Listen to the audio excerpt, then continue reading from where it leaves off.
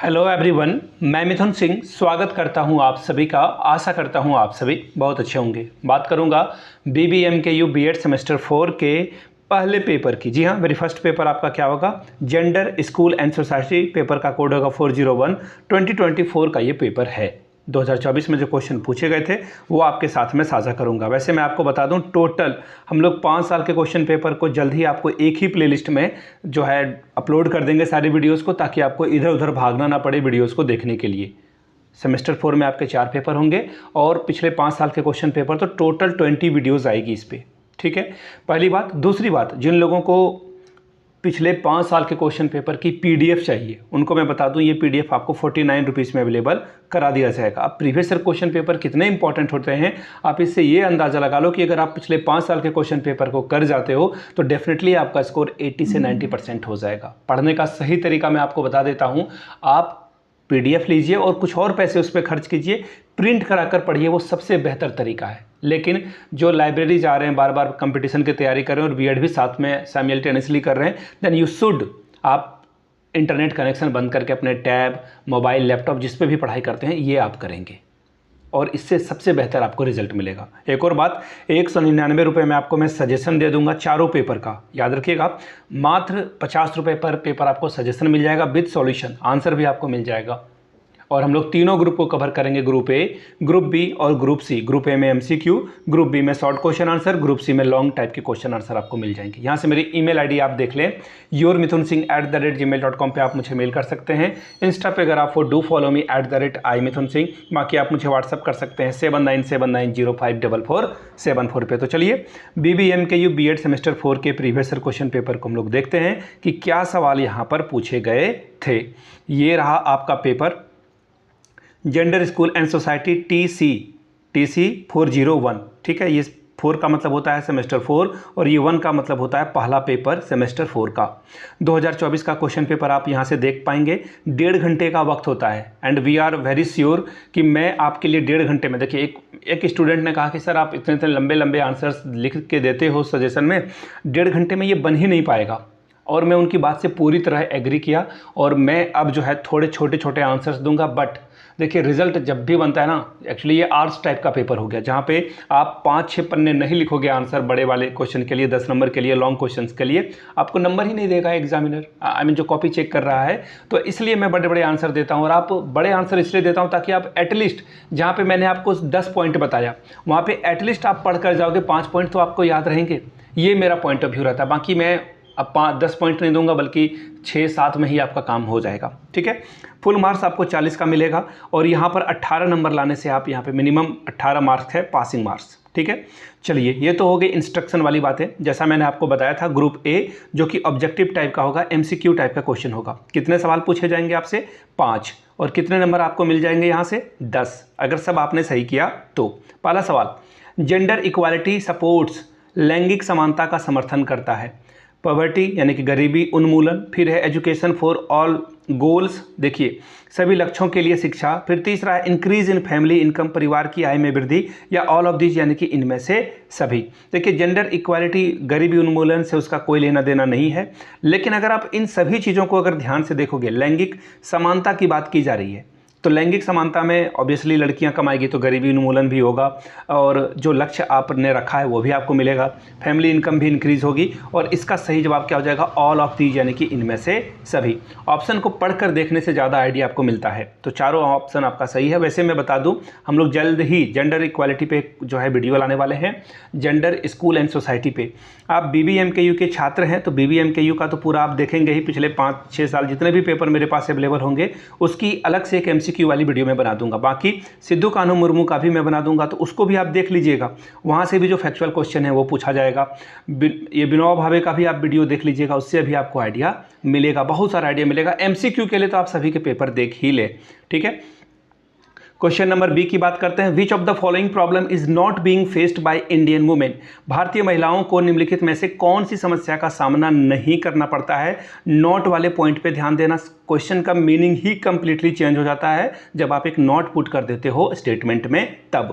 पहला ऑप्शन है gender discrimination, लैंगिक भेदभाव। दूसरा है डोमेस्टिक वायलेशन, घरेलू हिंसा।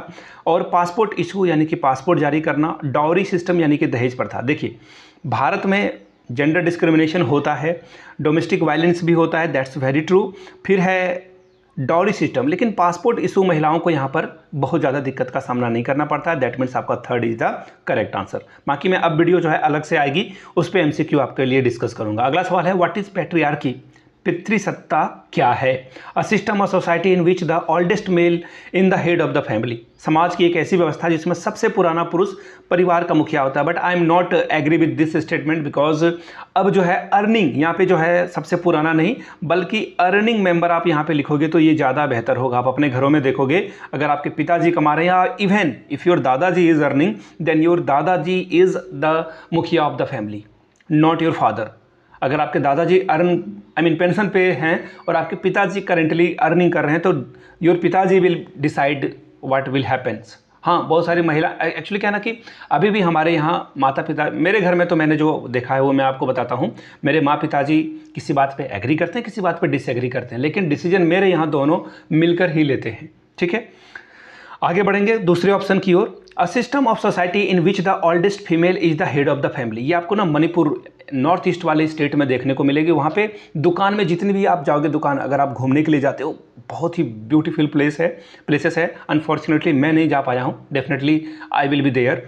तो वहाँ पे जितनी भी महिलाएं हैं ना, वहाँ पे मातृसत्तात्मक चलती है। ठीक है, मैट्रियार्की है।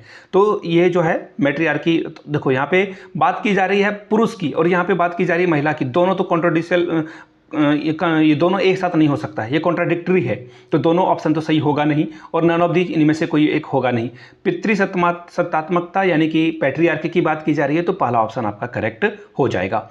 आगे बढ़ेंगे क्वेश्चन नंबर डी की ओर। Domestic violence act 2005 was implemented to avoid domestic violence.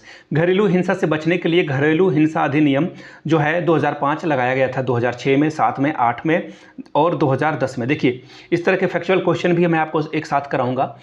Actually होता क्या ना कि कब ये कानून बना, सवाल देखिएगा ये पूछा जाएगा, कब बना, कब लागू हुआ, दोनों both are the different thing. ठीक है, कब इसमें फिर से एक बार संशोधन किया गया। तो ऐसे प्रश्न आपके लिए मैं लेकर आने वाला हूं, डोंट वरी, ताकि आपका एटलीस्ट 10 नंबर एग्जामिनेशन में, 40 में 10 नंबर बहुत होते हैं, तो वो अगर आप MCQ सही कर देते हो तो आप विनर हो जाओगे।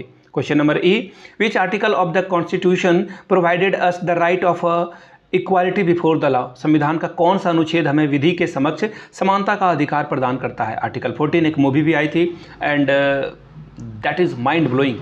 आयुष्मान खुराना और डायरेक्टर थे उसके अनुभव सिन्हा। मुझे वो फिल्म बहुत अच्छी लगी थी, बहुत ही प्यारी फिल्म थी। जातिवाद पे उस पर जो कटाक्ष किया गया था, आर्टिकल 15, आर्टिकल 17, आर्टिकल 18।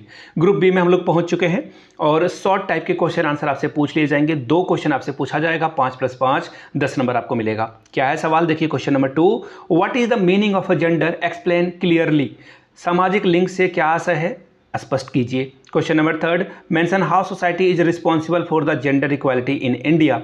उल्लेख करें कि भारत में लैंगिक समानता के लिए समाज किस प्रकार उत्तरदायी है। Question number 4, write the role of a family in education of a children. बच्चों का शिक्षा में परिवार की भूमिका लिखिए। Question number 5, describe the role of mass media in education of a gender equality. लिंग की समानता की शिक्षा में जनसंचार की भूमिका का वर्णन करें। बात करेंगे हम लोग ग्रुप सी की। यहाँ पे लॉन्ग टाइप के क्वेश्चन आंसर आपसे पूछ लिए जाएंगे, किन्हीं 2 सवालों का आपको जवाब देना है। 10 + 10 20 नंबर आपको मिलेगा। क्या है सवाल जी, question number 6, describe the sexual differences in family in the socialization of a children. बालकों के समाजीकरण में परिवार में लिंग भेद का वर्णन कीजिए। Question number 7, what efforts have been made to overcome the gender gap in independent India, explain. क्या बोला गया देख लेते हैं।